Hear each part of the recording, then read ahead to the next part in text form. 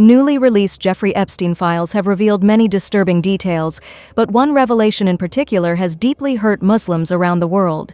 At first, some people may assume this involves the name of an Arab political leader.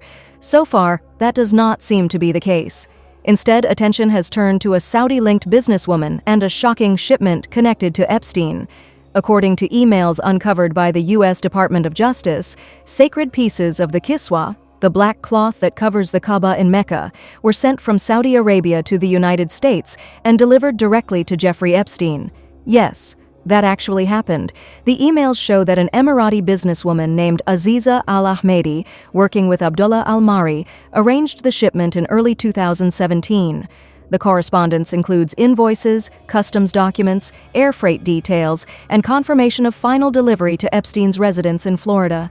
The shipment traveled via British Airways cargo. 3 items were included.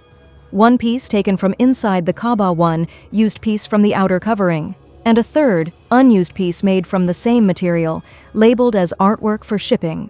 These items arrived at Epstein's home in March 2017, years after he had already served jail time and was officially registered as a sex offender. Some may argue, what's wrong with one business person sending a gift to another? First, the timing matters. By 2017, Epstein's crimes were widely known. His past conviction was not a secret. Second, the kiswa is not an ordinary object. This is not just black silk with gold embroidery. It carries verses from the Quran and the name of Allah. It covers the house of Allah. That alone makes it priceless. In one of the emails, Aziza Alahmadi herself emphasized its sanctity. She wrote that the cloth had been touched by millions of Muslims, Sunni, Shia, and others, who circle the Kaaba, place their prayers, tears, hopes, and wishes upon it, believing that their prayers will be accepted. These words matter. They show that the sender fully understood what this cloth represented and still chose to send it to Epstein. She may later argue that it was not sinful or that it was simply a gift. She may even claim she did not know who Epstein truly was, despite his criminal history. But even if we assume complete ignorance, which is difficult to believe, the act remains deeply irresponsible. Not everything harmful needs to be explicitly labeled a sin to be wrong. The kiswa is not art. It is not decor. It is not a luxury collectible. Its value does not come from gold or silver threads. Its value comes from the fact that it covers the house of Allah. That is what makes it sacred.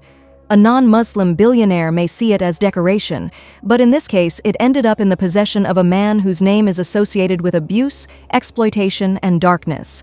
This should be a wake-up call, not only to wealthy elites, but to all Muslims. Sacred things are not commodities. Yes, they can be gifted, but only to those who understand their meaning, their respect, and their sanctity.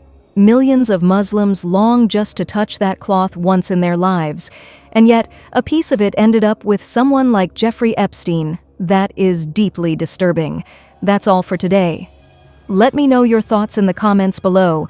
I'd really like to hear your views. Don't forget to like the video, subscribe to the channel, and until next time, stay safe. Thank you for watching.